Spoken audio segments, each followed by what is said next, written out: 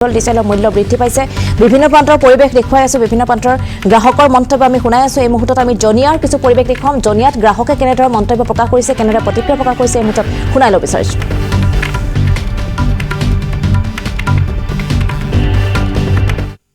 তো এটা নিন্দনীয় কথা হৈছে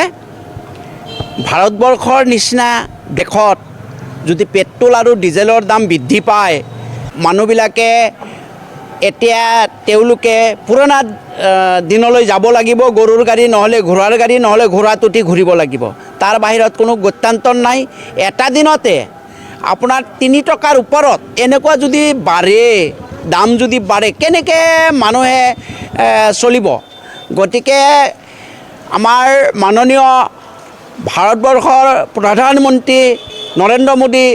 দেৱে কৈছে যে গাড়ী চলাব বন্ধ কৰিব লাগিব বাধ্য হৈ বন্ধ হ'ব তেখেতে ক'ব নালাগে অকলে মানুহবিলাকে এনে মানে তেওঁলোকৰ ওপৰত জনসাধাৰণৰ ওপৰত ৰান টাঙোন তাৰমানে নানান বিধৰ দাম বাঢ়িছে পেট্ৰল ডিজেলৰ দাম বাঢ়িছে মানে আপোনাৰ ৰড চিমেণ্ট খাদ্য সামগ্ৰী গাখীৰলৈকে সৰু ল'ৰা ছোৱালীৰ সৰুৱা কেঁচুৱাৰ গাখীৰলৈকে দাম বৃদ্ধি হৈ গ'ল গতিকে পৰিবহণ বিভাগত মানুহবিলাকৰ বহুত মানে অসুবিধা হ'ব গতিকে এই ক্ষেত্ৰত আমি নিন্দা জনাইছোঁ হয়তো নৰেন্দ্ৰ মোদী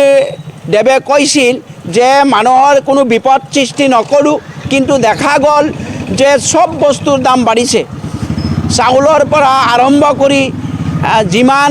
ঔষধৰ পৰা আৰম্ভ কৰি যিমানবিধ সামগ্ৰী আছে গোটেইবিধ সামগ্ৰীৰ দাম বৃদ্ধি হোৱাটো এটা অবাস্তৱ ঘটনা দেশখনৰ এটা অৰ্থনৈতিক দিশ ভাগি পৰিছে পেট্ৰল আৰু ডিজেলৰ মূল্য যিটো বৃদ্ধি হৈছে দিনক দিনে সব বস্তু বাঢ়িয়ে যাইছে বেছি হৈ আছে কিন্তু আমি যিটো আশা কৰি আছোঁ গভৰ্ণমেণ্টৰ তৰফৰ পৰা যে মূল্য বৃদ্ধি ৰোধহে কৰিব লাগে আমি আজিকালি দেখা পাই আছোঁ সব ক্ষেত্ৰতে মূল্য বৃদ্ধিহে হৈ আছে আমি কিন্তু ৰাইজ হিচাপে আমি বৃদ্ধিটো বিচৰা নাই আমি গভৰ্ণমেণ্টৰ তৰফৰ পৰা বিচাৰোঁ যে মূল্যটো অলপ হ্ৰাস কৰক মূল্য বৃদ্ধিটো হ্ৰাস কৰক যাতে মূল্যটো আৰু বৃদ্ধি নহয় আমাৰ বহুত কষ্ট হৈছে সব বস্তুৰ মূল্য তাৰমানে আমি কৃষি যে সামগ্ৰীৰ পৰা যিবিলাক বস্তুৰ মূল্যটো বৃদ্ধি হ'ব লাগে আজি ধানৰ মূল্য সিমান বৃদ্ধি হোৱা নাই মৰাপাটৰ মূল্যটো সিমান বৃদ্ধি হোৱা নাই মাকৰ মূল্যটো বৃদ্ধি হোৱা নাই এইবিলাক বস্তুৰ মূল্যটো বৃদ্ধি হ'লেহে আমাৰ